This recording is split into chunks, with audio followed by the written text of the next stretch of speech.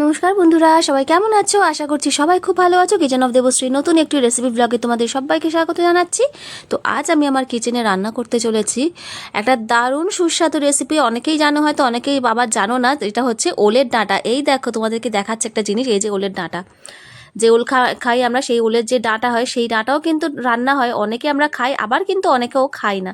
তো দেখো কিভাবে আমি রান্না করছি সেটা তোমাদেরকে দেখিয়ে নিচ্ছি।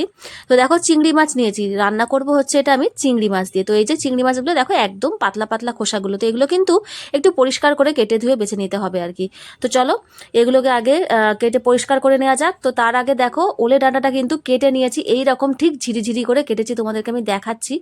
এই যে বাইরের যে খোসাটা সেটা ফেলে দিয়ে যেরকম আমরা আলু ছাড়াই ঠিক সেরকমভাবেই ছাড়িয়ে নিয়ে আর কি, ভেতরে জিনিসটা এরকম সরু সরু করে যখন আলু কাটিয়ে আমরা ঠিক সেরকমভাবে কেটে এটাকে কিন্তু একটু সিদ্ধ করে নিতে হবে। এটা কিন্তু পুরোপুরি গলে যাবে না, কচু শাকের মতো একটু শক্ত কিন্তু থাকবেই, কিন্তু সিদ্ধ করে নিতে হবে এটা। আর দেখো, চিংড়ি মাছগুলোকেও কিন্তু ভালোভাবে পরিষ্কার করে কেটে ধুয়ে নিয়েছি। আর এখানে কিন্তু চিংড়ি মাছের যে মাঝখানে যে নোংরাটা থাকে সেটা কিন্তু ফেলে দিয়েছি। এই দেখো, এখান থেকে বার করে কিন্তু নোংরাটা ফেলে দিতে হবে, যারা চিংড়ি মাছ কাটতে জানো না। তো এই যে চলো রান্নাটা শুরু করা যাক। কড়াই নিয়ে নিয়েছি সর্ষের তেল, তার মধ্যে দিয়ে দিলাম কিন্তু চিংড়ি মাছগুলো। ভালোভাবে চিংড়ি মাছগুলো কিন্তু একটু ভেজে নেব আগে। তো দেখো, এখানে দিয়ে দিলাম হলুদ, এখানে নুন, ব্যাস দিয়ে দিলাম হলুদ আর নুন দিয়ে কিন্তু চিংড়ি মাছটাকে ভাজবো। ভেজে কিন্তু এটা উঠাবো না, এর মধ্যেই কিন্তু আমি রান্নাটাকে পুরোপুরি করে নেবো। কেননা যতটা কম মানে সময়ে রান্নাটা করা যায় ততটাই কিন্তু আমাদের জন্য ভালো। যারা আমরা রোজকার রান্নার মানে তোড়জোড় থাকে, তামঝাম থাকে, তার মধ্যে কিন্তু আমাদেরকে সাথে অনেক রান্না করতে হয়। তো দেখো, চিংড়ি মাছ ভাজার পরে তার মধ্যে কিন্তু আমি দিয়ে দিলাম কালো জিরে। চিংড়ি মাছটাকে উঠাবো না, তার মধ্যেই কালো জিরে দিয়ে দিয়েছি ওই যে সিদ্ধ করে রাখা ওলের ডাঁটাটা। আর দিলাম নুন, হলুদ আর জিরের গুঁড়ো পরিমাণ মতো। হলুদ দিয়েছি 1 চামচ, নুনও দিয়েছি 1 চামচ, জিরের গুঁড়ো দিয়েছি 1 চামচ। আর এখানে চিনিও দিয়ে দিলাম 1 চামচের সামান্য একটু কম। পরিমাণ অনুযায়ী, যতটা পরিমাণে তোমরা ওলের ডাঁটা নিচ্ছ সেই পরিমাণ অনুযায়ী কিন্তু প্রত্যেকটা মশলার পরিমাপ করে নিতে হবে।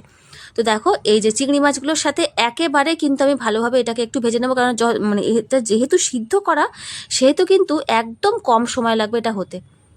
তো দেখো, একদম গ্যাসের ফ্লেমটাকে হাই করা মানে করবো না, প্রথমে হাইতে দিয়ে সবগুলোকে একটু মিশিয়ে নেবো, তারপরে একটুখানি লো ফ্লেমে করে এটাকে কিন্তু একটু ঢেকে ঢেকে রান্না করব, যাতে ফ্লেভারটা পুরোপুরি আসে। তো দেখো, এর মধ্যে আমি দিয়ে দিয়েছি একটুখানি লঙ্কার গুঁড়োটা স্কিপ করে গেছে।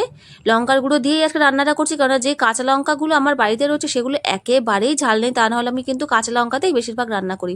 আর এই রান্নাটা এমনই না, এই ওলের ডাঁটাটা এটা কিন্তু একটু ঝাল ঝাল হবে, তবেই কিন্তু খেতে খুব দারুণ টেস্টি হবে। তো আমি লঙ্কার গুঁড়ো দিয়েছি এখানে 1 চামচ। তোমরা চাইলে অবশ্যই কাঁচা লঙ্কাতে ইউজ করতে পারো। ঝালটা নিজেদের স্বাদ অনুযায়ী যে যতটা খাও সে ঠিক ততটাই পরিমাণে ইউজ করবে। তো দেখো, আমার ওলের ডাঁটা চিংড়ি মাছ দিয়ে কিন্তু একদমই রেডি হয়ে গেছে।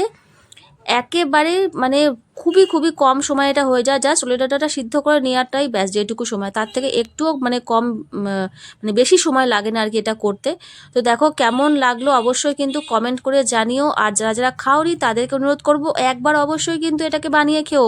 তোমাদেরকে কিন্তু আবার বানিয়ে খেতে হবে, কেননা এটা দারুণ সুস্বাদু হয় খেতে। যেমন ভাতের সাথে ভালো লাগে, তেমনই কিন্তু ঠিক এটা খেতে লাগে হচ্ছে রুটির সাথে। রুটি দিয়েও কিন্তু বেশ ভালো যায় এটা।